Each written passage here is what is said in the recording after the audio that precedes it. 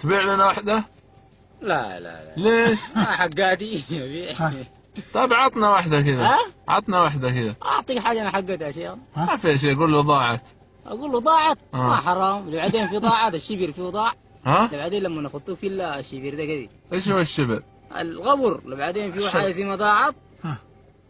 ما فيه حاجه زي ما ضاعت. يعني حساب هناك. والله حسابها يسير. طيب ايش رايك بالله فاغر لما انت صالح فيها؟ تحس ترتاح نفسيتك؟ الحلال؟ ايوه انت ماشي فيها يعني تحس مرتاح نفسيا الحمد لله. صح الله. مياكل من حلال مرتاح نفسيا. لا اله الا الله. طيب بس عطنا واحدة بس يا شيخ. شيخنا والله يديك. الله يرحمه. زي السما للوطا. حطها في صندوق. زي السما للوطا. كيف زي السماطة؟ السما والوطا قراب بعض. لا بس انا كان بديك نعجه يا شيخ. والله. لو ايه؟ لو انا اديتك نعجه السما والوطا ينطبق صوت تكون يعني قراب بعض. نعطيك 200 ريال. مستحيل يعني مستحيله من السما والوطا تكون مع بعض صح؟ نعطيك 200 ريال. والله كان تعطيني 200,000 يا شيخ. والله رب الكعبه. 200,000 ما اعطيك ليه؟ ليش؟ ليش؟ ما حد شايفك هنا يا شيخ. حق مين؟ اقول ما حد شايفك وما راح نعلم احنا. ها؟ الله لا ما تشوفني؟ انا اشوفك سبحان الله. بس خلاص.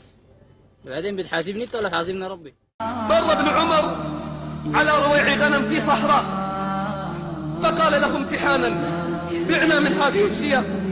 فقال: أنا مملوك ومؤتمن، أنا مملوك ومؤتمن. فقال ابن عمر ممتحنا إيمانه: قل للمالك أكلها الذئب.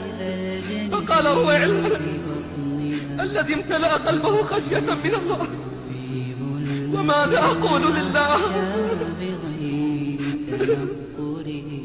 ماذا أقول لله إن قلت للمالك أكلها الذئب؟ فماذا أقول لله؟ ماذا أقول إذا نطقت الجوارح والأركان؟ فبكى ابن عمر وأرسل إليه من يعتقه وقال له: كلمة اعتقتك في الدنيا، كلمة اعتقتك في الدنيا، أسأل الله أن تعتقك يوم أن تلقاه.